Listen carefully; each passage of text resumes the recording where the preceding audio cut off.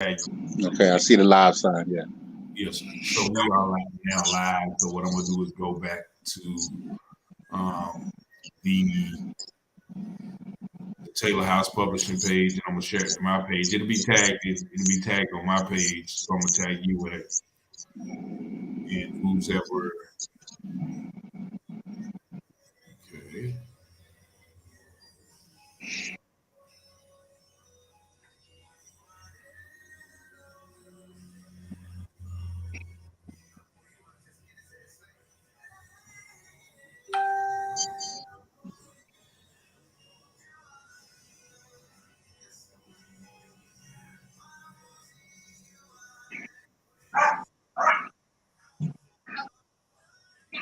What, you got a dog back there?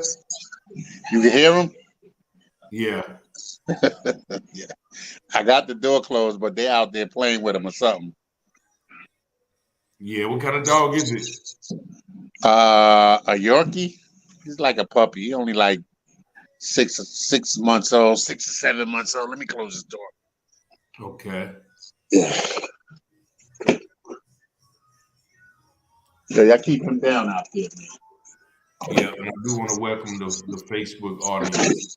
Already joining in, a couple of people. I see y'all. Thank y'all for joining in. The radio show is going to start in about 2 minutes. So it should be already live on your page. What I'm gonna do is go ahead and switch the microphone, so you won't be able to hear me until the show starts. Okay.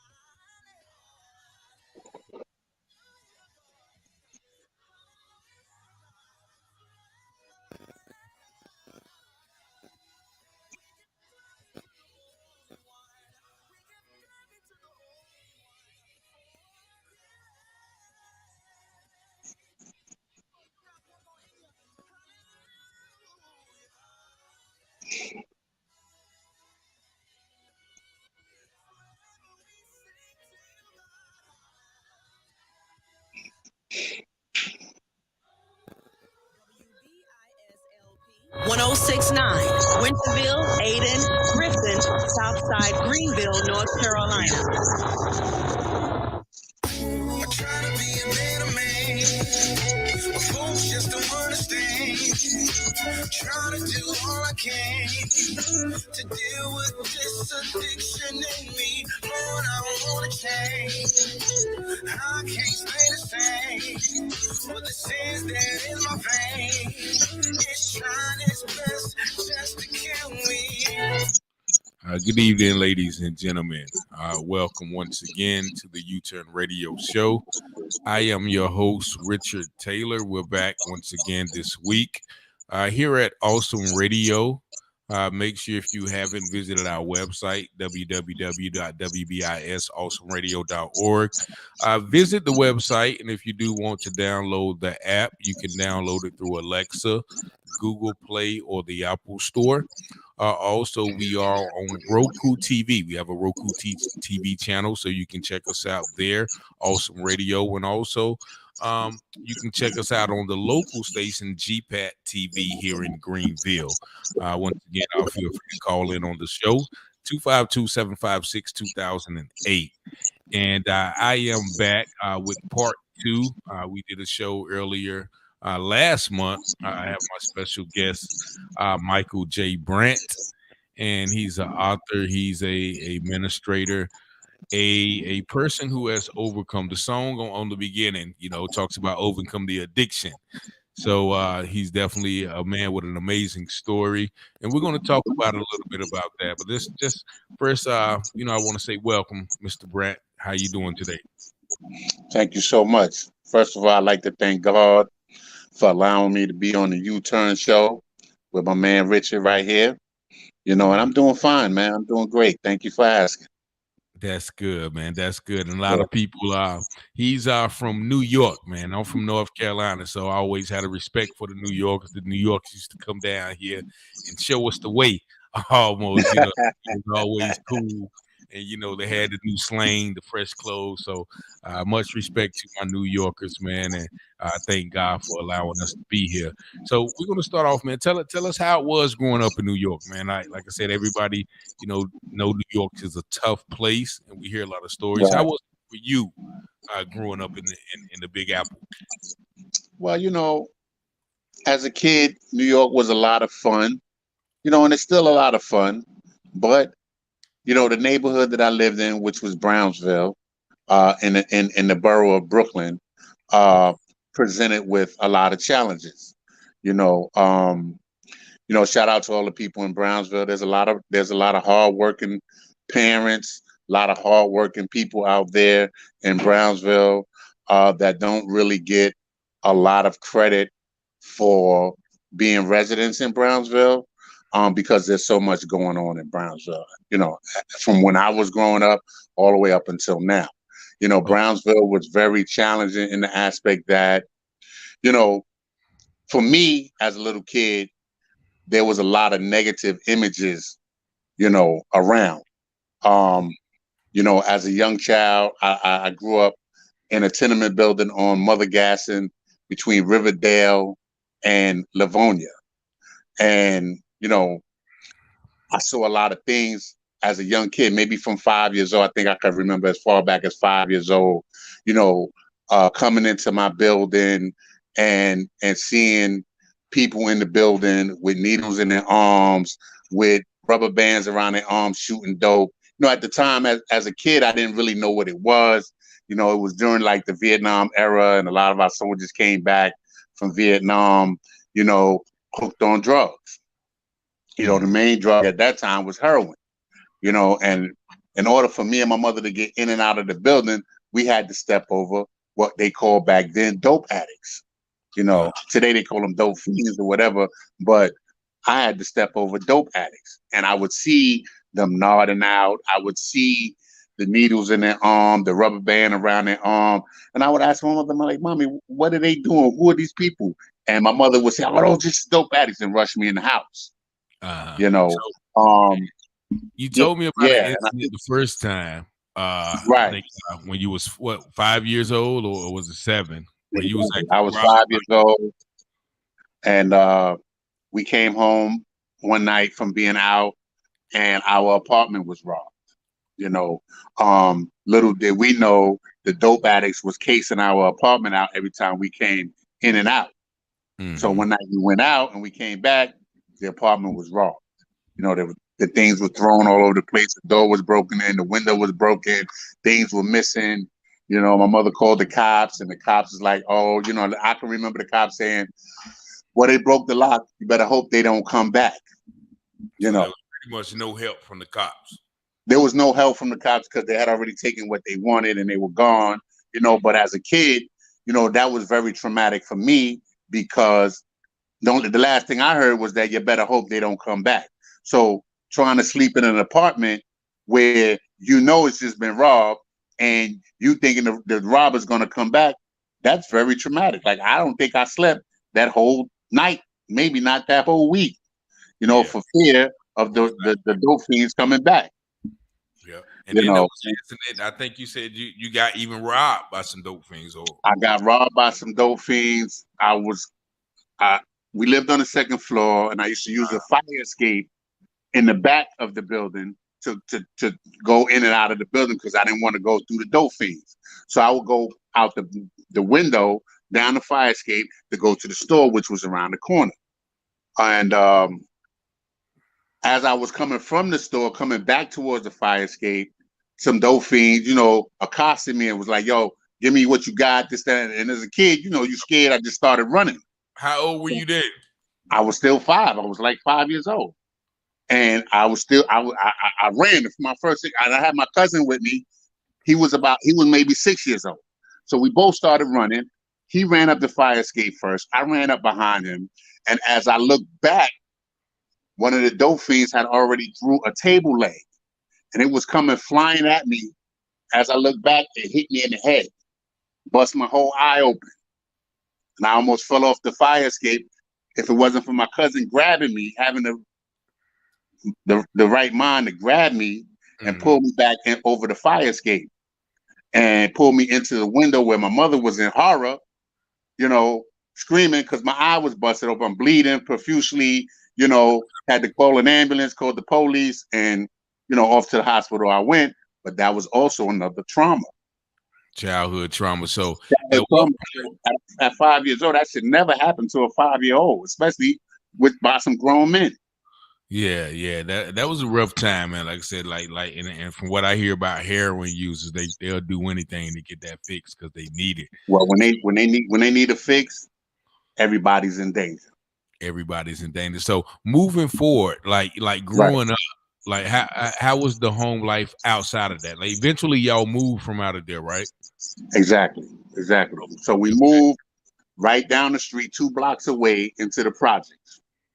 It's called Brownsville Houses. I lived on Osborne Street and Dumont. 311 Osborne Street and between Dumont and Rockaway. And was there ever a time when you saw the environment and tried to get into what you saw around you, or what you talk a lot about your mother? Was she like a stabilizing force? My mother was everything. I didn't have a father, not that I didn't have a father, but my father was not around. As a 5-year-old child, I had never even seen my father. I've heard stories of him, this, that, and the third, but I didn't have a male figure in my home. Right? Okay. It was just my mother. My mother worked in the school. She was an educator, right? Mm-hmm. And education was all she drilled into me. Have respect for your elders, go to school, and you're gonna do chores. Basically, that was my mother. So right? Define the stereotypes then. So you didn't get in trouble, as a child and a teen. No, as a child, I did not get it. Not as a young child. I mean, as a young child, as an adolescent, trouble always came to me, right? In the form of bullying. Like I said, I didn't have no brothers. I didn't have no sisters. I lived in a building with the notorious Cato, who was the biggest gang member in New York City at the time. He was the leader of the largest gang in New York City. I saw a lot of things happening in the building, outside of the building, that pertained to the gang life. And then, like I said, I was a kid. I was a quiet kid. They saw me always with my mother. And because my mother worked in school, that kind of backfired on me because my mother was very strict at home and she was very strict at the school. So I had to deal with a lot of bullying. I used to sell newspapers, on Sundays, and I got robbed, right? I got robbed. Somebody punched me in the mouth. My mother sent me to the store to get something. Somebody punched me in the mouth. Took all my money, took all the groceries, all of that. And so that again was another trauma. So at a certain point in my life, I decided that I'm not going to be a victim no more. Okay. You understand? Like I'm tired of being a victim. I'm tired of people bullying me. I'm tired of people hitting on me. I'm tired of people taking things from me. And I had to develop some courage. So at what point in your life was that? How old would you say that was?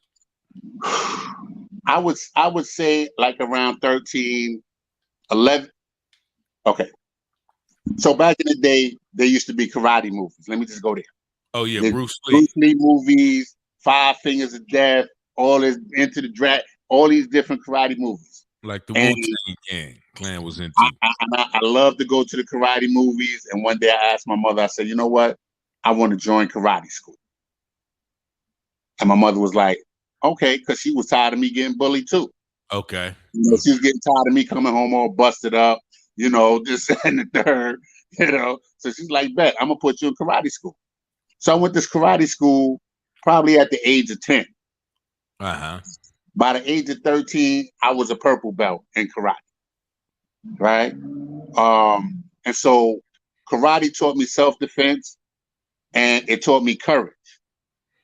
So now when the bullies came around, they got their ass, excuse my language, they got their butts kicked. Uh-huh. You know what I'm saying? And so you know. But like I said, I was a scared kid, and in order not to become a victim, I started hanging with the victimizers, the people Okay. that was victimizing other people. You So you know, started running with the bad guys. right? I felt safe around them.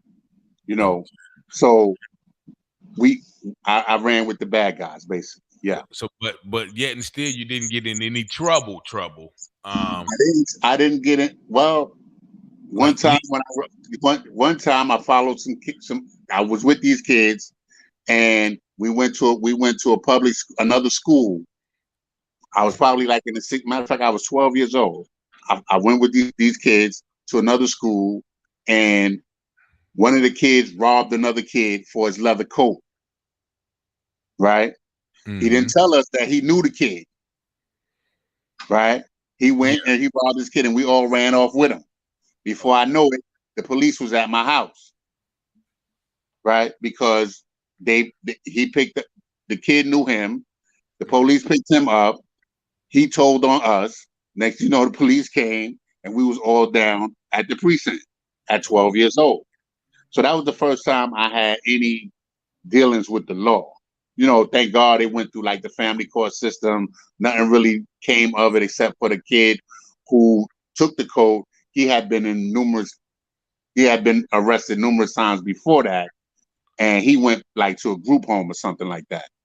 But you know, that was my first brush with the law at 12 years old. So, but eventually though, you escaped the hard and gritty streets of New York, and you eventually end up going to college, right? I did. And that was because when I was 16 years old, again, running with the crowd, you know, in high school, I went to an all-white high school. They started busing kids from the black neighborhood to the white school. Right. Okay. So, you know, a lot of the kids from my neighborhood went to the school. And we went out there and we just ran them up. You know, the white kids, they was wearing gold chains. They was driving Cadillacs. They was, you know, they looked like they had a lot of money. So we started robbing them and doing all kinds of stuff to them. And I got arrested again. I had gotten so much trouble in the school, as a matter of fact, that the last thing I did, they called my mother to the school and they said, listen, your son cannot come here no more. You know, mind you, I done got caught smoking weed in the bathroom. I done got caught with 2 or 3 gallons of liquor in my bag. I done got caught with knives. I done got caught robbing people. All of this in the school. Okay. Right? So you was terrorizing. I was terrorizing, pretty much. Right. And the school had enough of me. They said, listen, you can't go to school here no more. Like, you got to find you another school. So I didn't want to go to another school. And I was really just tired of living how I was living. You know, I really didn't like physically hurting people. You know, I'm not really into that thing. You know, I hate to see people hurting, especially because of something that I did physically to them. So unless they was trying to do something to me, then that's another story. But me just purposely going out and hurting people, that wasn't my thing. So I asked my mother if I could go down south to live with my grandmother so that I could finish high school. And so that's what I did. I went down south, and life was totally different down south. You know, there wasn't pressure to have nice cars. There wasn't pressure to wear jewelry. There wasn't pressure to be with girls. There wasn't pressure to rob people. There wasn't pressure to have this grand image like you getting money. There wasn't none of that. The kids down south, when I got down south, was riding bicycles. They was going fishing. They was playing in the park. They was more into sports. They was being kids. They was being kids. Yeah. And I had the opportunity to be a kid. You know what I'm saying? And have all of that pressure. Like, and I thrived. I went to school. You know, everybody in the school liked me, you know, because I was from New York. I had the accent, you know, I had on clothes, you know, the New York. It was cool. You know what I'm saying? Like, I had never had so much attention in my life. You know what I'm saying? And so I finished high school, and while I was in school, I applied for college. You know, I applied to South Carolina State. I applied to Benedict College. The first one that accepted me was Benedict College, and I just went with that. I had never even been to Benedict College. I didn't know what it's about. I just filled out an Where is Benedict? Where's that at? Benedict is in Columbia, South Carolina. Shout out to the HBCUs out there. Shout out to anybody from Benedict that's listening. All right. So how was it in Benedict? How was life in Benedict? Benedict, yo, man, listen, Benedict was another world, man. Like, you know, I was pretty much on my own. You know, my mother came and she helped me register for school. You know, she put a little bit of money down and she broke out and just left me. You know, there was a few kids from Allendale, Fairfax High School that I graduated from that also went to Benedict with me. So I had a couple of homies with me, you know, and at first, you know, because I was on my own, I was just wilding out. You know, I was partying every week. You know, on Monday, Tuesday, Wednesday, they had ladies' night. They had this night, that night, all this. I was at the club every night. And I did this for the first year of school. And you know, at the end of the second semester, they was like, yo, listen, you got all 4 Fs and a D. Your average is a 1 point something. If we're going to put you on academic probation. If you don't pull your grade up to over a 2.0, we're going to throw you out. All right. I couldn't let my moms down because my moms, you know, it was always instilled in me that I was going to be the first member of our family to go to college and graduate. So that was my goal, but that was also a lot of pressure, you know, because I didn't really know if college was for me. I knew that I was smart and that I could make it, but you know, the thought of being in the military, because that's what all the people in all the guys in Allendale was doing. They was going into the military. You know, they was all talking about being a man and this is what men do. They serve their country and yada, yada, yada. And I was like, okay, maybe that's something I want to do. But my mother was like, no, that's not what you're going to do. You're going to go to college. Like I said to you before, I was more afraid of my moms than anybody in the street. Okay. So if she said going to college, then that's what I was doing, you know. And so you straightened up after that academic probation. I straightened up. I got straight A's. You know, but when I graduated high school, I came back to New York for the summer, right? Instead of me just coming back to New York and just enjoying my vacation and like just you know doing something positive, I went back to the same old crowd. Yeah. That I had left 2 years ago. Right? I went back to the same old crowd. Matter of fact, the dudes that I was hanging with before I left, when I came home, they was on Rikers Island. They was in jail. Both of them was in jail because they had robbed somebody on the train, this, that, and the third, yada, yada, yada. So hold that thought, Mike. We got to pause real quick for a station break, but we're going to be right back with you. Stay tuned. Greetings in the name of our Lord and Savior Jesus Christ. This is yours truly, Pastor Nell Smith Ward, and I am excited, and I would love to invite you. That's right. It's 30th. What time? 3 p.m. Location, State Street Community Church, downtown Raleigh. The address is South State Street, downtown Raleigh. This is the event. For more information, 919-924-1945. Along with me, our special guest will be Elder Jarrell Smalls. You don't want to miss this grand occasion. This is Pastor Nell Smith Ward inviting you to my album release party. God bless. Jesus came and he touched me and he washed my sins away. I'm so loving, I started shouting, couldn't find no proper doubting. You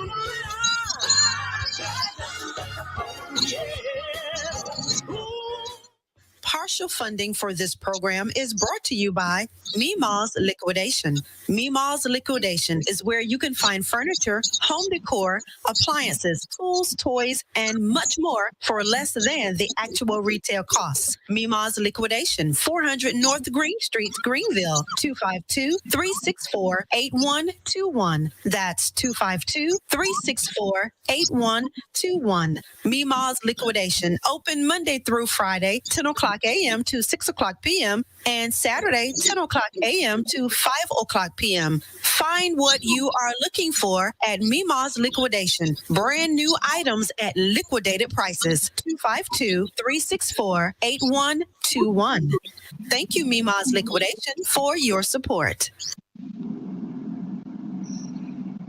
And we are back here at Awesome Radio, www.wbisawesomeradio.org.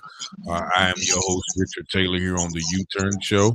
Once again, if you haven't been to the website, make sure you go to download all of our apps from Google, Alexa, and also Apple Store. And we're here with my special guest, Michael Brandt. He's given us a detail of his life coming up, from New York to going to Benedict College. And I think you were talking about your life in college and how when you went home on break, you started hanging around some of the wrong guys. So how did that affect your mindset, going back to college? Well, basically, whatever I did in New York, I brought it back to Benedict. So when I graduated high school, and I went back to New York, I was introduced to cocaine. Okay. Right? And when I as a kid, I was a shy kid. I really wasn't that outgoing. And so when I first used cocaine, it turned me into a different person. I became more outgoing. I became more confident in myself.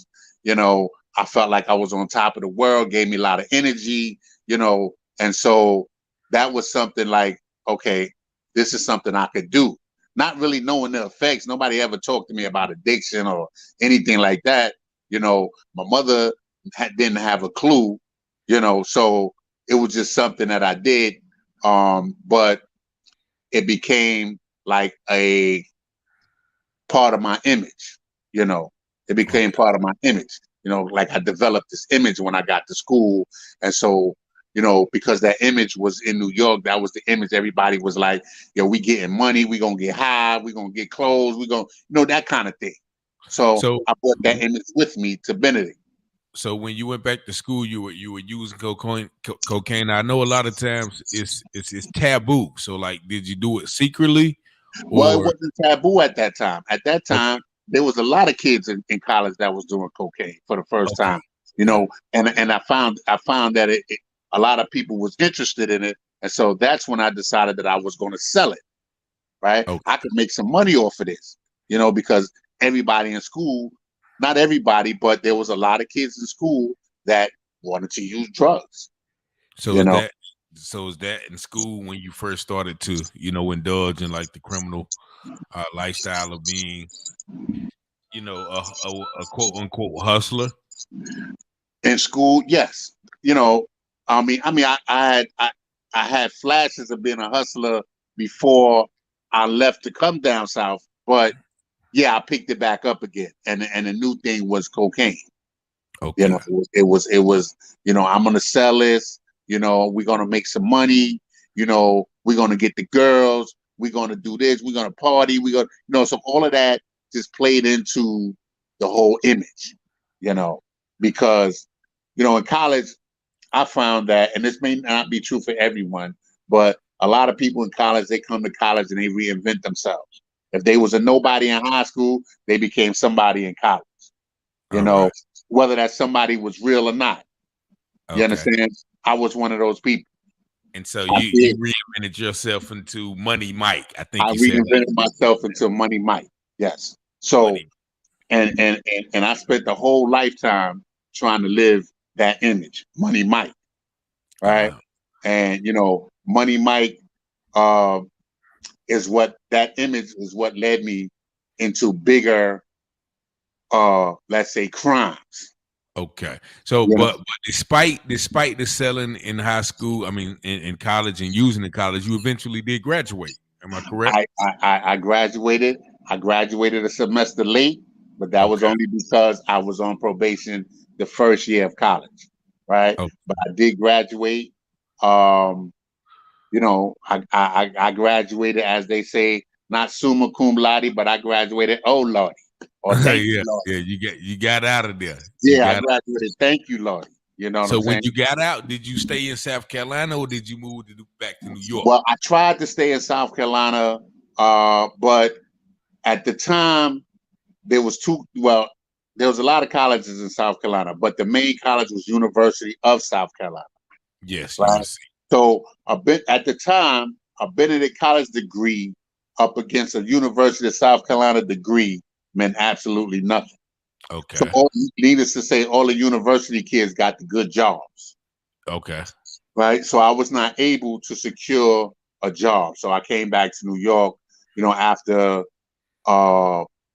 really just depleting all my resources and trying to, pay my rent and this, that, and the third.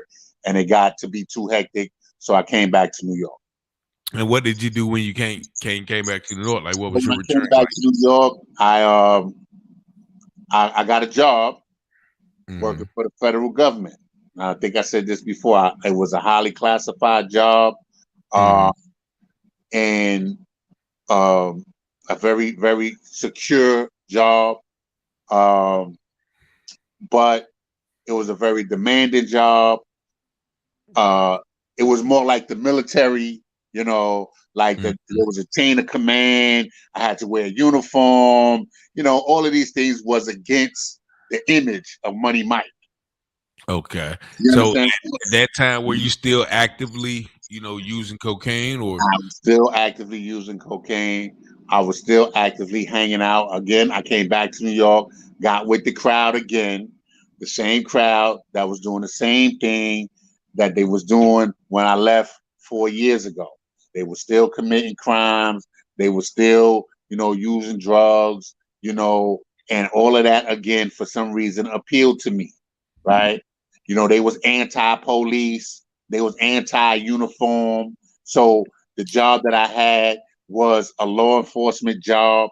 It was pro uniform, and it fit against the image that I was trying to portray in the streets. So I was not happy there. Okay. So when did things start to, for lack of a better phrase, spiral out of control for you? Well, things started to spiral out of control because now I was making my own money. I was still living at my mom's crib, and I had my own bread, and I was trying to still sell cocaine and use cocaine, but eventually all I did was become my own best customer. Okay. Right. So needless to say, I started missing work. I started missing work. I was not going to work for like weeks at a time. My mom was just looking at me like, yo, what's up? You all right? Like this, that, and the third. And, she came in my room one night and I was sitting there sniffing cocaine and she caught me. Ah, man. Right? With the straw up to my nose and everything. And she almost had a heart attack. I mean, I really crushed her, and so, that in itself made me take a look at myself. I don't think I knew, well, at the time, I thought that I was ready to change because I was tired. I've been missing work. I didn't know whether my job knew or not. Like, it was just a lot of things going on. I was still trying to be with the streets. I had a job. I was still trying to be on the job. It just was not working out. So I went to my job and I told them that I had a problem. This was the first time that I ever admitted that I had a problem, right? I didn't know what they was going to do. I didn't know what I was going to do.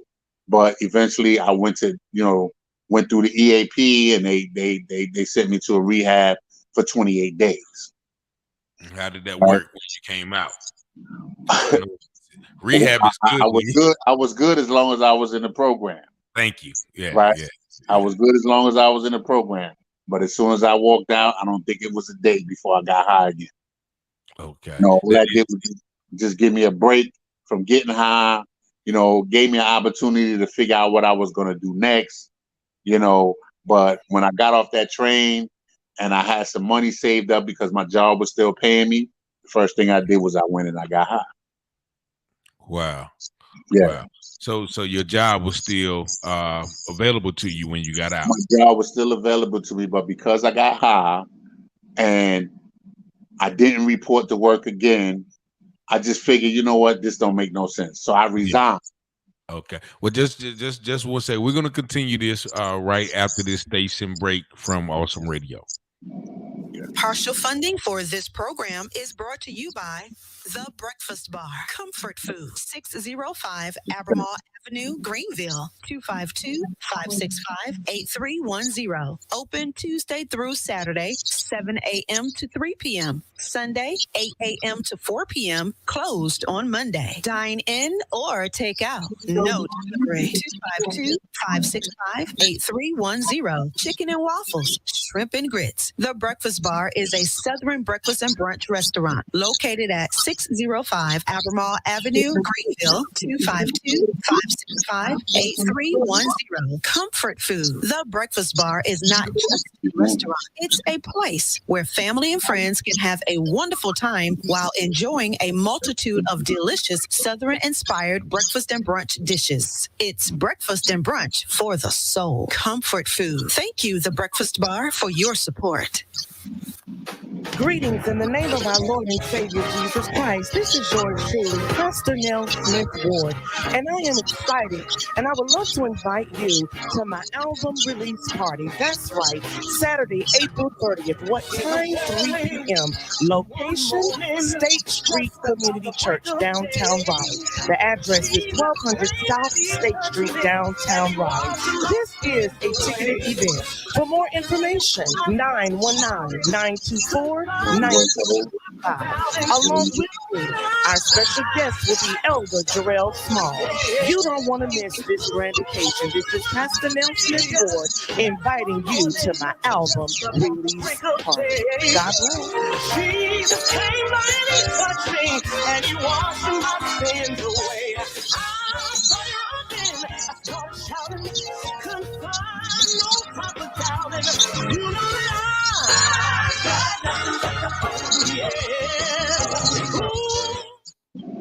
Yes, and we are back here once again on the UTurn Radio Show here at awesomeradio.org, 106.9 FM on your radio dial. And we are here with our guest, Mr. Michael J. Branch. Now, we left the story where, you had decided that you wasn't going to go back to work. So Right. What happened after that? Well, I had to get another job. I still was trying to hustle and sell cocaine and work at the same time. Again, like I said, I would make my money back, but I wasn't really getting rich off it. I was just getting high and making my money back. So I still had to work. I got a job working for the city of New York as a caseworker. All right. And I did that for a number of years. But still in all, I progressed into the cocaine usage, and then I started committing more crimes to maintain my addiction. Because now at this point I could call it an addiction. Back then I was still in a lot of denial because I had things. I had a good job, I had a car. So like, no, I wasn't addicted. I had nice clothes, I had jewelry. Still fronting, still living the image of money. You know what I'm saying? So I was one person at work. I was another person in the streets. I was another person to my mom's. I was another person at church. I was something different all the time. Okay. So eventually your actions landed you to a period of incarceration, right? My actions led me into a couple of periods of incarceration. Yes. Okay. And what, if you can, go into detail, if you don't mind, what was, the reasons and the legs? So my first felony was a federal felony for cashing a stolen treasury check. right? Okay. Because by now I had gotten into the scam business. Yeah, the scammer, what they call the Right. scam. Right. I had gotten into the scam business, and I got into it by accident, right? Because I was selling drugs to somebody. They wrote me a personal check. Right? Now, the person on drugs, why would you take a personal check from them? But I took the personal check anyway. Right? Yeah. So I put the check in the bank, and the bank gave me the money. Right. Okay. But then 3 days later, they called me and told me the check bounced. Okay. So I'm like, okay, if the check bounced, why y'all give me the money? Exactly. So the bank is like, well, you know, it's customary for us to advance you the money, you know, on good faith, knowing that the check will clear. However, the check did not clear. So I said to myself, well, damn, if I put $25 in a check, a $25 check in the bank and it cleared, how about if I put $500 in the bank? Yeah. See if it cleared. How much you can get away with. Right. So I had 2 bank accounts. Both of them was at 0. Right. So I took a check from one bank account and put it in the other bank account for $500. They cleared the check. I got $500. I'm like, okay, great. Okay. Right? So when they called me for the $500, well, your $500 check bounced. I said, okay, no problem. I put in $1,000 check. Right. They clear me for the 500 and give me another 500. Right. Yeah. And then so on and so forth. So that's how I made a living for a very long time. Not to glorify it, but that's what I did. Some bad checks. Right. Not to glorify it, you know. And then I started recruiting people off the street to open up bank accounts so we could drop these bounce checks in their accounts. Okay. Right? And that's how I made a living for a very long time. I made a living. I made such a good living that I didn't even have to go to work. I worked for the city, so I could take as much time off as I wanted. I was still getting paid from the city, but I was making more money bouncing checks all around town. Okay. Now, in the South, they lock your butt up for bouncing checks. Yeah. So not in New York. So with the stolen treasury check, how much time did you get for that? Well, I got 5 years probation for that. Okay. Right. But then while I was on probation, I got arrested for possession of a controlled substance.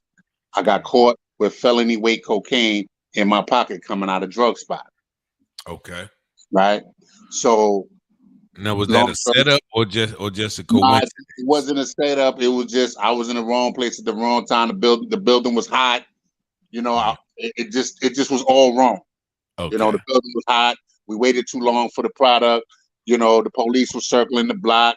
And when I pulled off I had been there so long that it started getting dark. And when I pulled off from the spot, I didn't have my headlights on in my car. Okay. So basically, they pulled me over because my headlights was off. Right. And then when they did the search, they found the drugs in my pocket. So they took me to jail. So that drug, I got convicted of attempted possession of a controlled substance and I had to do, because I already had one felony, they sentenced me to 1.5 to 3 years in prison. Okay. Right. But while I was going to trial, while I was going through the process of that, I had gotten a new job working for a private. You was out on bail. I was out on bail, and I had got a job working for a Fortune 500 company. Now, granted, I've been getting all these good jobs all along, right? But this Fortune 500 company, I was a claims adjuster, right? So the first thing they did was introduce me to what? Their checks, right? So they introduced me to the checks, you know, and I my job was to pay insurance claims, right? I would pay claims upwards of $5 million, $7 million, $10 million, but it had to go to the higher ups. I would process the claim, but if it was over a certain amount, it had to go to the higher ups for final approval. Yeah. So I decided that I was going to make phony claims. You know, so I made a phony claim at first for like $75,000, and I cashed the check, and then I did a few more. Right, and then I went to Did it somebody. in your name or somebody else's name? It was in somebody else's name, never in my name. Yeah, right. definitely. So I went to somebody else, and it's like, yo, man, you already stole like $300,000. Might as well steal $1 million. You know, I'm on drugs. I'm getting high. I'm getting money. You know, like I'm just like, okay, yeah, that sounded good to me, right? So that's what I did. I recruited some people to give me death certificates. They all had death in their family, so they got the death certificates, and I made up the phony claims, right? And I stole over $1 million in insurance money, right? In the same token, so I had quit my job. I quit my job because naturally I done took the money from them, but I got sentenced for the drug conviction. I was upstate doing my time, right? 2 days before I was to get released, the feds came and picked me up for stealing the $1 million. They caught up with you. They caught up with me, right? So, long story short, I went to prison. I was sentenced to, I believe it was 39 or 41 months, something like that, for the money I took. They gave me leadership status, so really nobody else went to jail except for those that had felonies already. Okay. And I went to prison, you know, and that's when I decided to write the book, you know, because I was sick and tired of being sick and tired, and I wanted to know what it was that kept me coming to places like this. Right. And so go ahead, I'm listening. Nah, go ahead. So the book is called Diary of a Dead Man. Why did you give it that title? Well, Diary of a Dead Man is because when I was in jail, while I was in prison, I was out of sight, out of mind. All the people that I helped coming up, all the people that I helped get money, even my own family, my ex-wife, my stepkids, nobody was available to me when I was in prison, right? Also, I could not control anything in my life beyond prison, right? My house was getting foreclosed on, right? I couldn't control that. My mother-in-law was sick and dying. I couldn't control that, right? My wife was divorcing me. My ex-wife was divorcing me. I couldn't control that. So I felt like I was dead, right? And another reason, like, I don't know if you ever been in prison or whatever, but when I was in a room full of men, 3-tier bunk beds at some spots, right? And when I woke up in the middle of the night, everybody was asleep.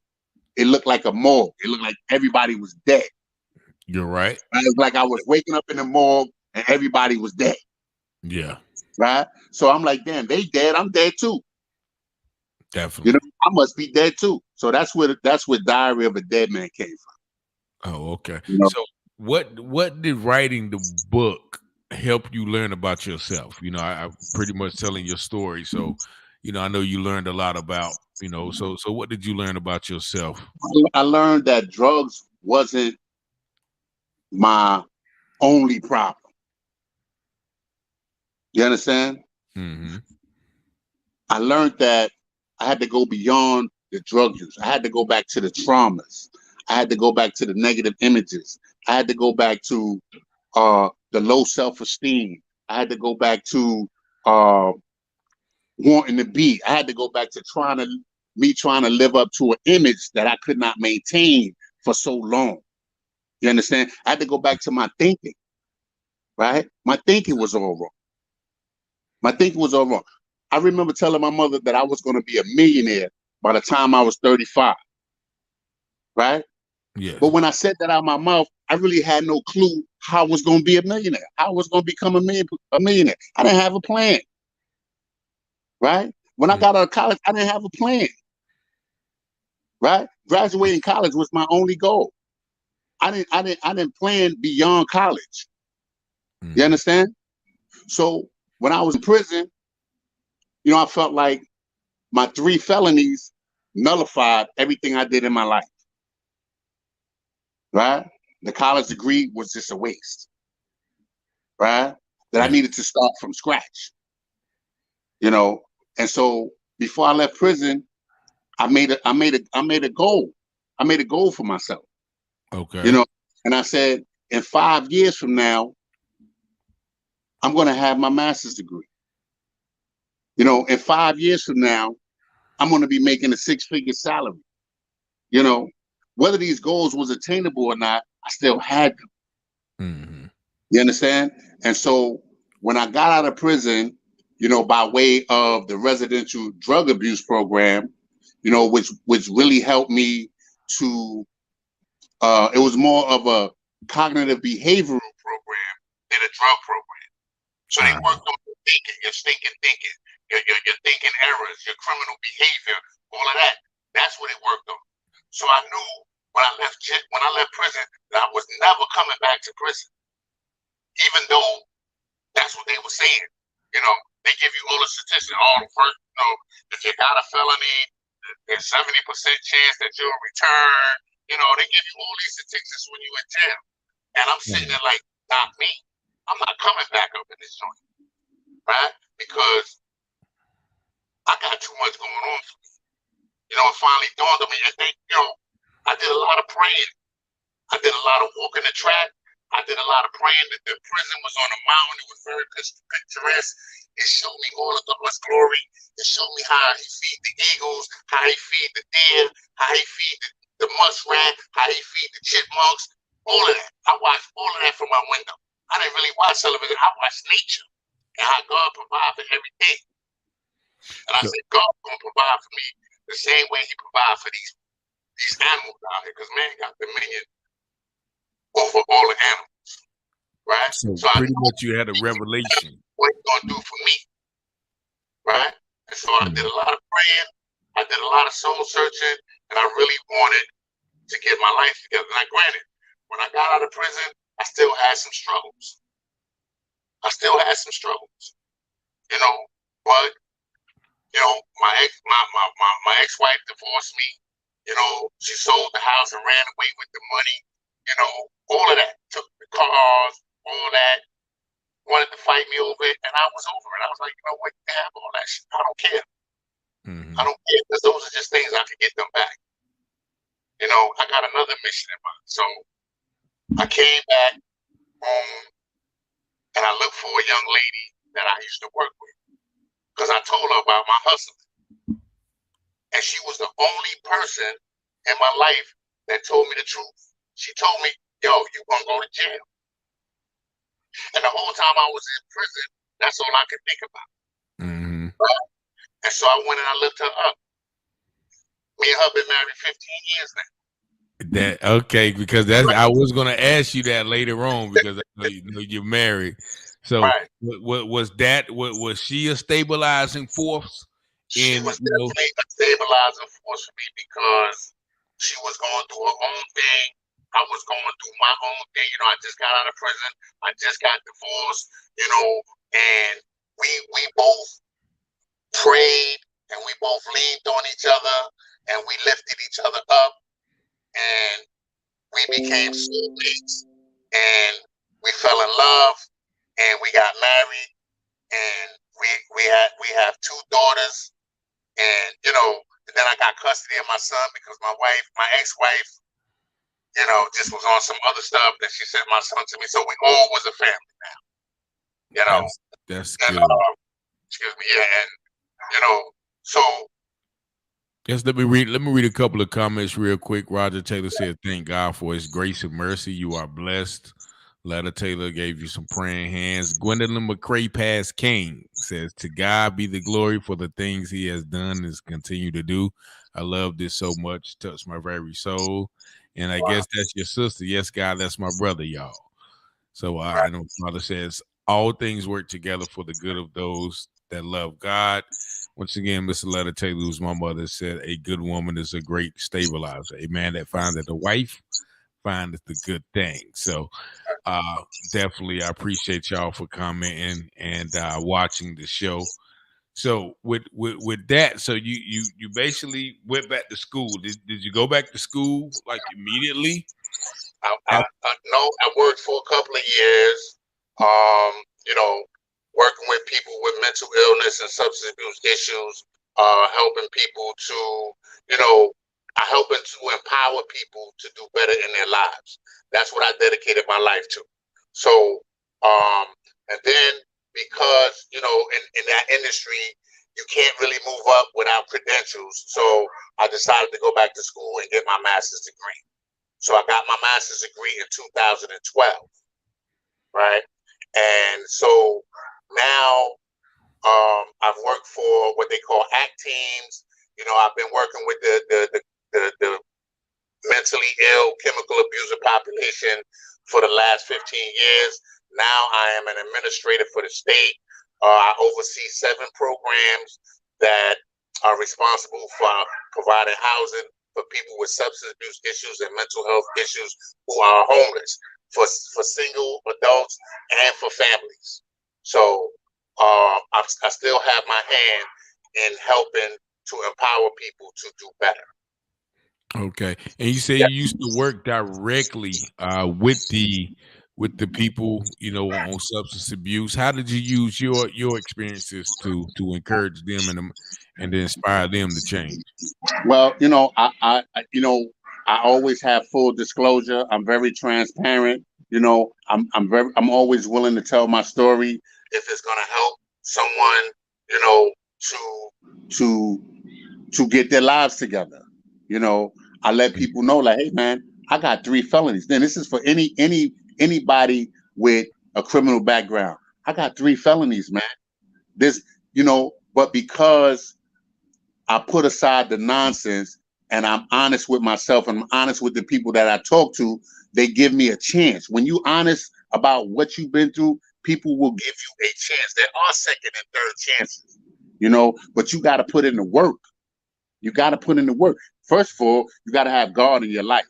Definitely. You don't have to have my God, but you got to have a God. You got to have some God, something higher than yourself that's helping you to get through whatever you get through. We got about 10 minutes on the radio station, 10 seconds left, but we're going to continue this on Facebook. But thank y'all for joining. This has been the UTurn Show on Awesome Radio. Partial funding for this program.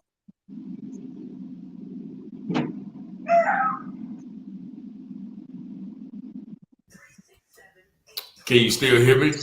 I can hear you. Oh, okay. Okay. So basically, you do so. At what point did you realize that God is what you need, and you started to develop that relationship? Well, I realized, like I said, 5 years ago, I realized that I was just tripping myself up, making decisions on my own without the help of God, right? And I just decided that I needed to place my life in the hands of God. Like, I need God to work this for me because I can't do it by myself. Anytime I do something, I put my foot in it. You know what I'm saying? It goes wrong. It goes wrong. So I enlist the help of God in everything that I do, whether it's decisions in my relationship, whether it's work, whether it's you know, my recovery, whether it's, you know, my relationship with other people, finances, whatever. I always pray to God to lead me and direct me. And I don't always know the answer, but he gives me the answer, whether it be through him directly or through somebody else. He sent you into my life through somebody else. Definitely. You understand? Sharice, I give all the glory to God, all the glory. You know, and so that's how I operate now. You know, I don't try to, because I still got things in me that will tell me to write a check. I still got things in me that tell me, oh, you could do a little bit of drugs, or you could drink a little bit of alcohol. You understand? I still got that in me. So why would I rely on me? You know? Yeah. So and you mentioned recovery. You know, like, so what type of things that do you do? Because like you said, we all just one bad thought away Right. So what type of things do you do to ensure that those thoughts, don't overtake you? Well, I keep myself in the company of people that's in recovery. I keep myself around people that are positive, right? That are gonna accept me for who I am and not judge me because I don't drink or I don't smoke or I don't do drugs. You understand? I seek people that are just like me, right? That's positive minded, that have some direction in their life, that know where they want to go and know what they want to do, and that's that. They're not putting up no fronts. They're not living up, with no images. They just being them, living their lives one day at a time. So now, what about those family members, or even those friends, or those coworkers, the people you may have to deal with, they're still Right. indulged or maybe still on the wrong path? How do you relate or deal with them in that capacity? Like you said, because some people will judge you for not drinking, or judge you for not smoking, or Right. judge you for not doing the thing. So how do you deal with them? The people, of course, you don't seek them out, but Right. when you have to deal with those circles, whether it be listen, if it's at work, then I keep it professional, right?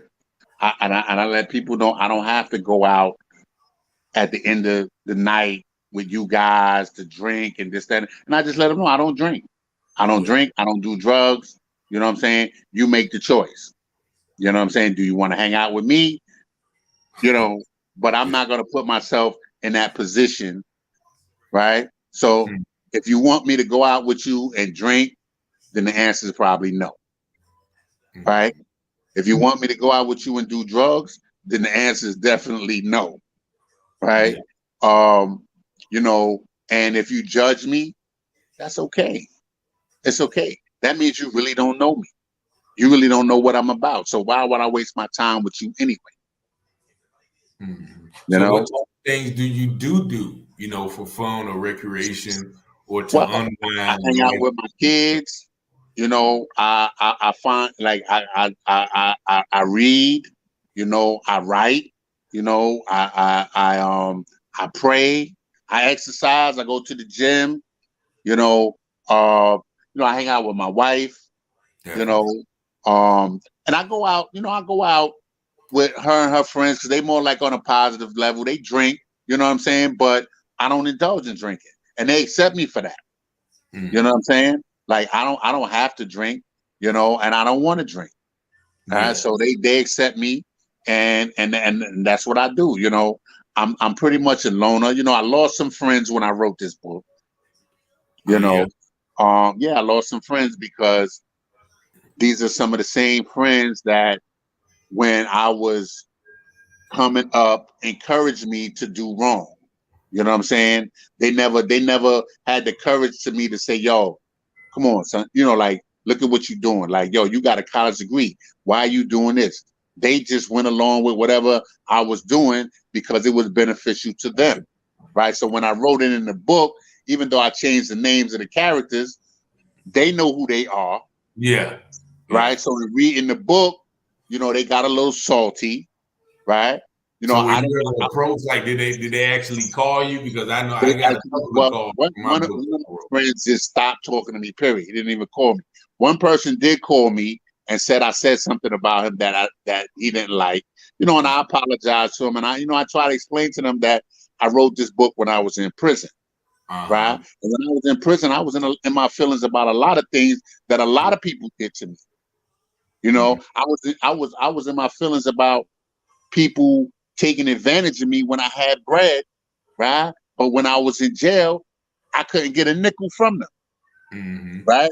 So yeah, I wrote about you in the book because I was salty. I was mad because I took care of y'all out there in the street, right? But now I need something, I can't get nothing. See, a lot of people don't understand, though, with you writing that book, though, that's your story too. Like, that's your side of the story. Right. I had to tell people, if you want to tell how you felt about the situation, then you write a book. Write your own book. So, exactly. Yeah. So, are you planning on writing more? I know you said you write. Do you planning on writing another book? Because you said you actually sat on this book for 13 years after Exactly. I have plans to write another book. I have plans to write a few books. I'm thinking about doing children's books, right?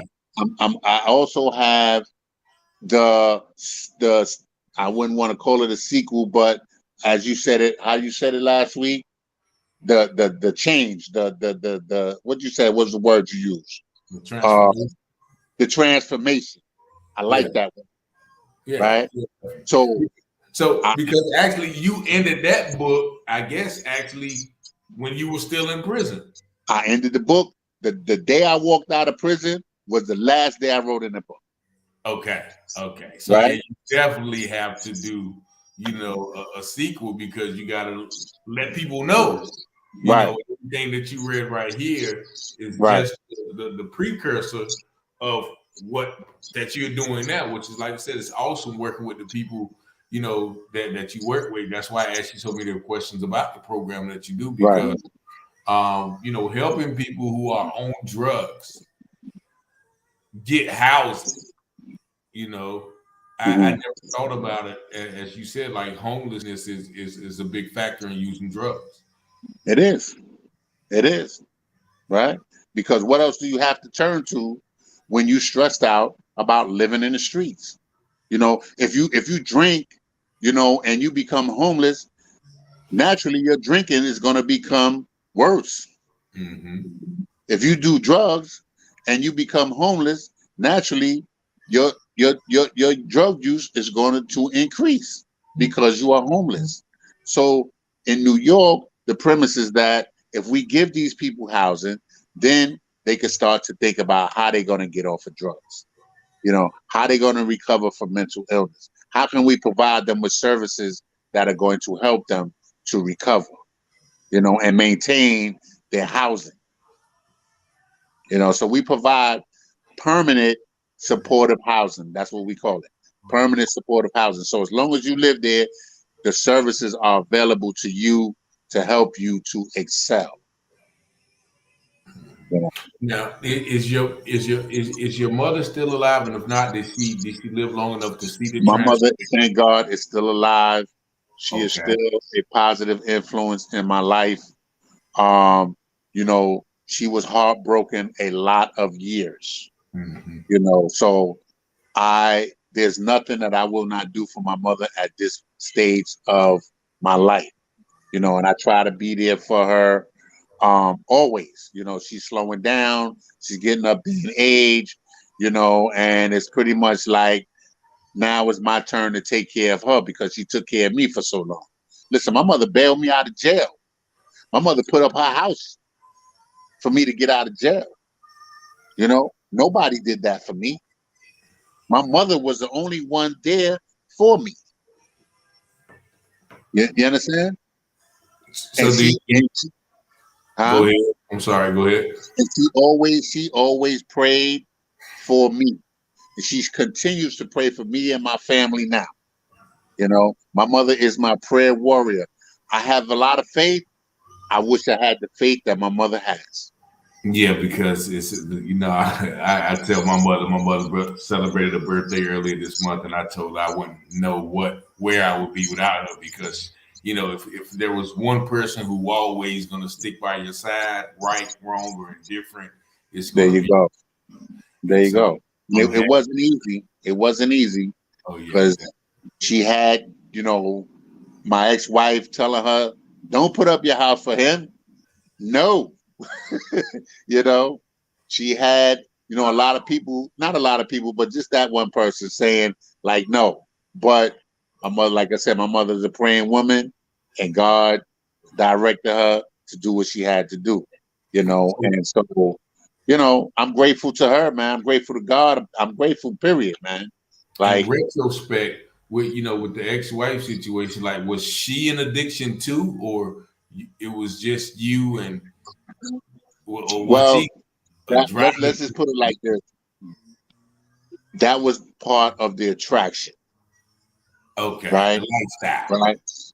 Right.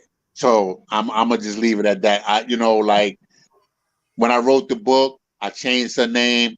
I didn't even really put her story out there because it's my story. Okay. You know what I'm saying?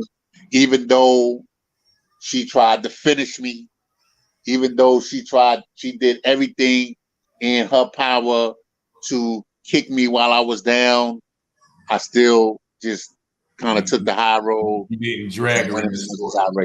Yeah, I didn't drag her to it because regardless of what, I had to own up to the shit that the stuff that I did. Yeah. Understand? Did you and your mother ever talk about, the things that y'all went through, My mother to this day still will call me and be like, "Are you okay? You sure you're okay? You sound a little funny today. Are you all right?" Yeah, you sure? I'm like, I'm fine, Mom. Are you sure? Yeah. She could, I guess I have conditioned her to be that way. Yeah. You know what I'm saying? Because she always looking to see if I'm going to fall back into the nonsense. You know what I'm saying? And it's that track record. It's that track record. Listen, man, you can't change the past, and I found out in recovery that the longer you stay clean and the more you keep excelling, people will loosen up and tend to trust you more. Mm-hmm. You understand? And so, my wife trusts me, my mom trusts me, my kids trust me, my son, because he went through all of this with me. Okay. Right? He went through all of this with me. He look at me now and can't believe that I'm the person that I am. Right? He got his own issues because my son was very close to me when I started going to prison. And so he felt he got abandonment issues because of me going to prison. And then when I got out of prison, his mom sent him to me. So like she abandoned him, so he got a lot of his own issues. But when he look at me now, he look at me different. Before, I had to deal with the disrespect, because he was angry, he was resentful. I had to deal with all of that, and once I got myself together, it's been 5 years, now that I've been in recovery. Like he look at me totally different now. Like, yo, man, I can't believe what you're doing. He see me on the radio, he see me doing podcasts, he see me write a book, and he's like, whoa, man, like, so he's an aspiring rapper, and he's doing videos and stuff like that. So he's seeing me like still striving, So my other kids, my daughters, they look at me like, yo, man, doing okay, That's all right, man. That's good. I'm happy, man. Life is good right now. And you say so your mother was in the church. Was she in the church the whole while, like as far as bringing you up? Never left the church. My mother is in church every day of the week. Right? If she ain't in the physical church, she in the virtual church. If she ain't in the virtual church, she visits. Well, she can't get around like she used to. But she used to go to the hospitals and visit the sick. Go to the nursing homes and visit the sick. She does the sick report at church. She's like on the usher board and all this stuff. My mother been at this one church probably 55 years. I'm 58.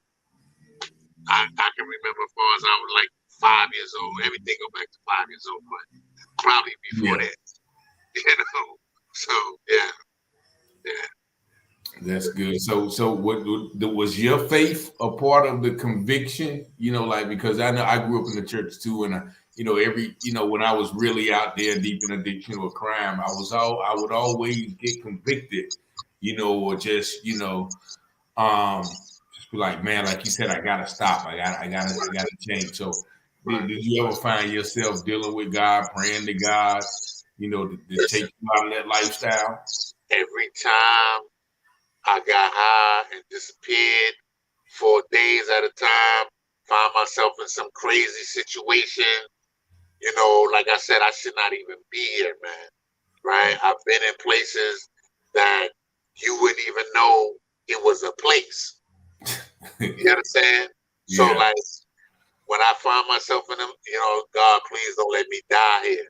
God, please don't let me OD here. God, please don't let me please, God, keep me, save me from this madness, like all the time. But of course, you know, when it gets you out of the situation, you go back and you do the same thing over and over again. So I just, you know, like I said, when I finally made that decision to turn my will and my life over, that's what I did.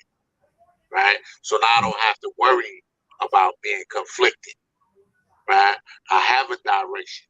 I don't know where God is going to take this book. I don't know where God is going to take me. But all I know is that I'm on God's path. Talking to you, any other podcast, any other radio show, wherever. I don't know where it's going to take me. I don't know where the book is going to go.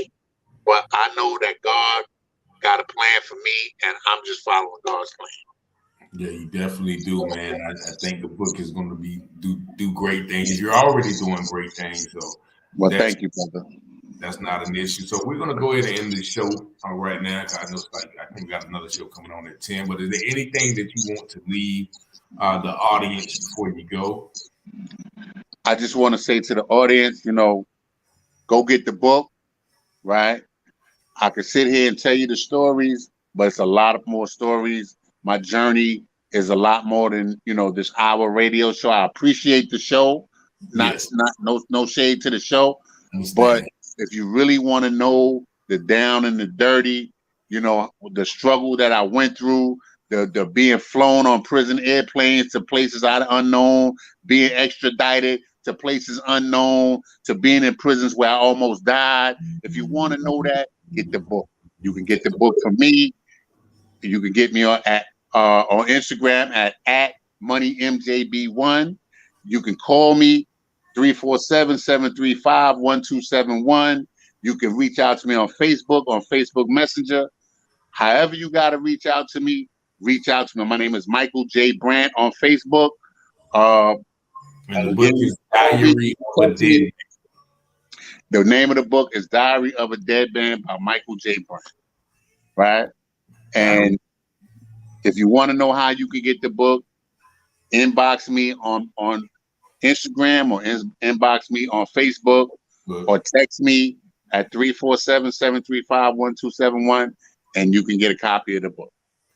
Thank you so much, man. Thank you so much. Thank you for having me, brother. Big Kid said, what's the name of the book? So we told her that. She said, her mother's love was priceless. My mother said, Mom was strong.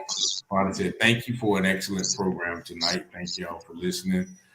We probably going to have you back again because, like I said, an hour doesn't do you justice, but I got the book. So I'm going to dig into it. I'm going to do some promotion, you know, on my website and, you know, on my social media as well. So we'll definitely look forward to reading it, and we definitely going to maybe even do some things. Might have to come up there and do some things. Listen, I'm Michael Brandt, will travel. Right? Okay. I will travel if you need me for anything, my brother. I appreciate you so much. Right? I'll never forget that you was a part of this journey. Yes, sir. Right? Yes. So anything you need from a brother, reach out to me. North Carolina ain't but a hop, skip, and a jump, my man. Yeah. Right? Listen, I got people in North Carolina and Charlotte. I got people in Goldsboro. I got people all over North Carolina. I got people in South Carolina. Listen, we can make it happen. Whatever you need from me. Definitely, man. I thank you so much, and I thank all of our listeners for joining. We're gonna join us next week. You know, same time, same place at the UTurn Show. Thank y'all for listening. Thank you for having me, bro. Thank you. Peace.